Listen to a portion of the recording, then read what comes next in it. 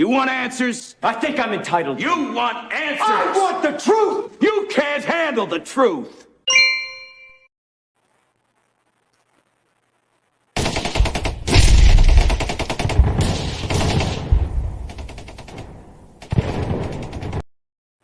Hello, SHTF fans, and welcome back. Actually, no one's a fan of this hitting the fan.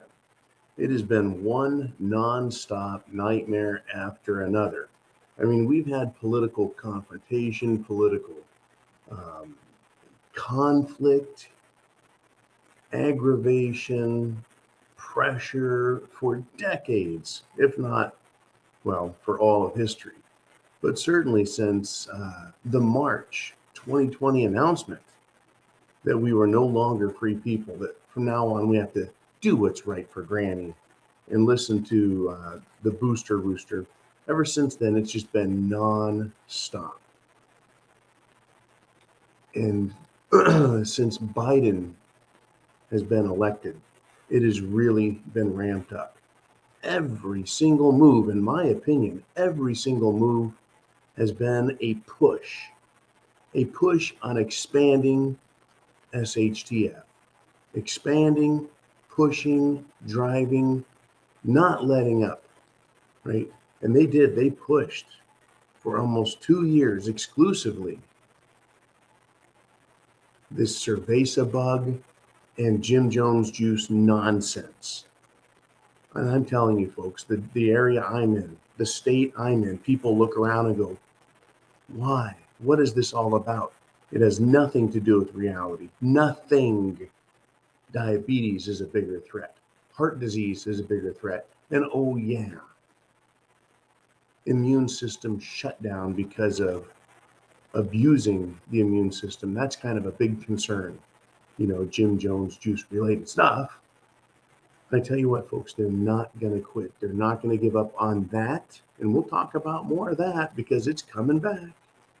They can't let it go away. They need to keep it in reserve. I think they're going to use cerveza bug and Jim Jones juice as a fear motivator in the coming election. I think that's what it's going to be. It's going to be an additional fear motivator.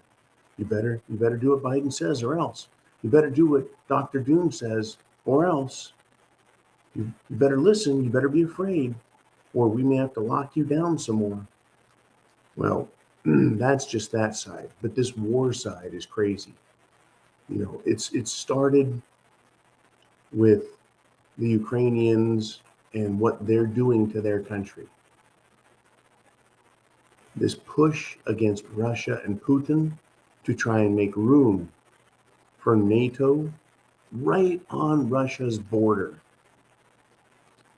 And there's this continual claim, well, Ukraine is its own country and it can do what it wants. It can have allies with whoever it wants. Well, yeah, you bet. And Russia is its own country and it can do what it wants. See, ultimately, it comes down to might makes right. We all claim our rights, and we also claim the right to defend it, whether individual or a nation state. Russia has every bit as a right as the United States. But here in this country, there's always been this belief that we are above reproach, that we are morally superior. And when I was young, maybe it's because I was naive, but when I was young, I actually believed in American superiority, that the concepts of freedom and liberty made us morally superior, that we respected others and their rights and their beliefs, and that made us superior. But now it appears that the United States government is acting like any other, shall we say, territorial acquiring thug.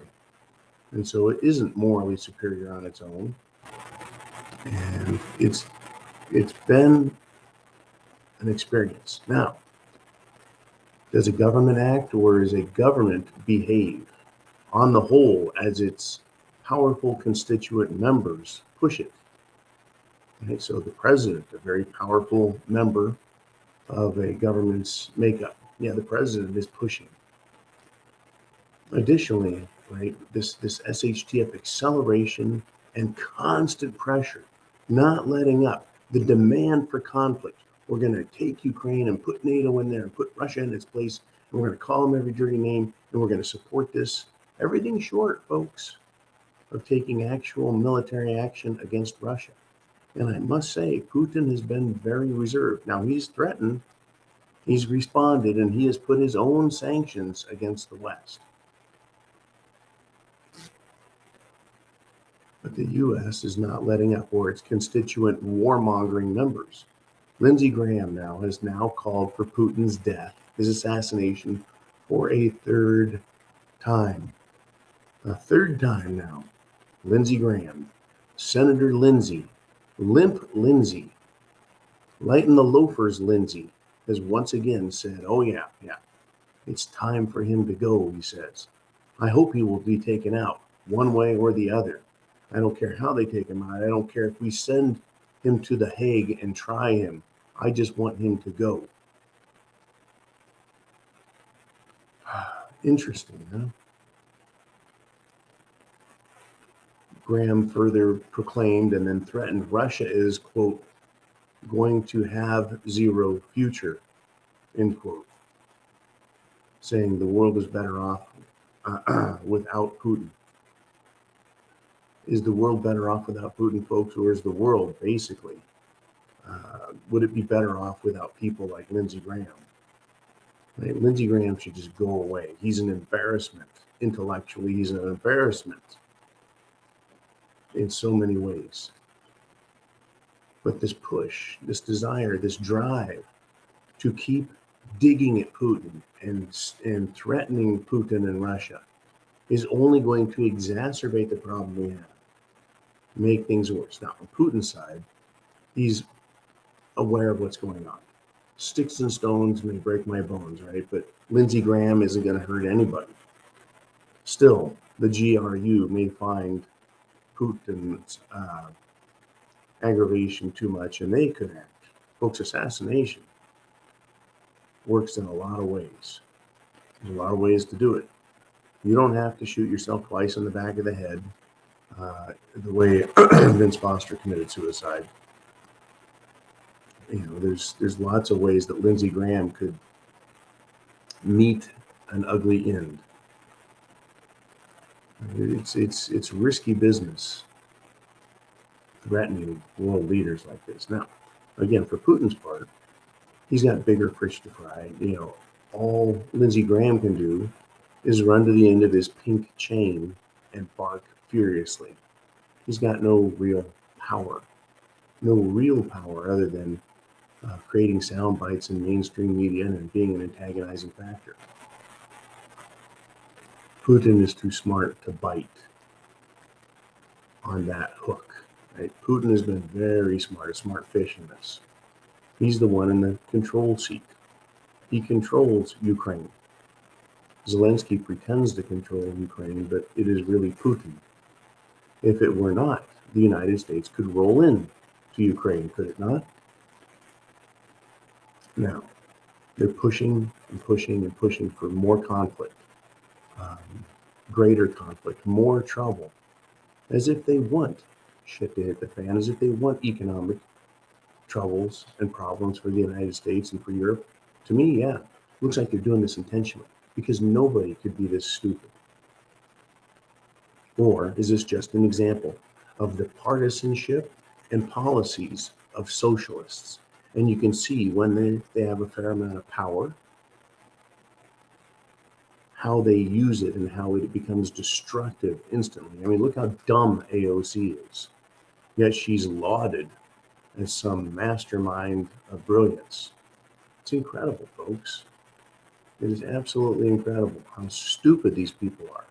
Yet at every instance, they're making decisions that are hurting us and hurting the world. So the big question is, are you prepared? Food, water, shelter, clothing, medicine, means of self-defense. Do you have a plan? And are you helping others? Now, in the past, I've said, hey, look, text, email, write, message everyone you know so that they can wake up. I think by now you're starting to realize who is and who isn't open to the idea. Maybe it might be a better idea to focus on 1 or 2 or 3 people that you know, and say, hey, look, I found this information interesting. I think you should take a look at it. Right? So sometimes you cast a wide net to get as many prepper fish on board, and other times you may want to be very targeted and help a couple of people really expand in their knowledge and depth and understanding of what is happening. And that's really what this channel is about, is it not? We know to be prepared. It's just how prepared. What is causing the SHTF, but we have a lot more detail. And then we like to predict where this SHTF is going. Not in a broad sense, but in very specific ways. So that's what we do. And I want to thank you for supporting all that we do at the Prepared Mind channel, networks, the rsyndicate.com, everything, folks. Being patriotic is not just waving a flag. Being patriotic is living a life of love for oneself, one's family, one's God, one's country. Chance favors the prepared mind is yours. Godspeed, Semper Fi, and get prepared and help others. Oh, and we'll be back very soon.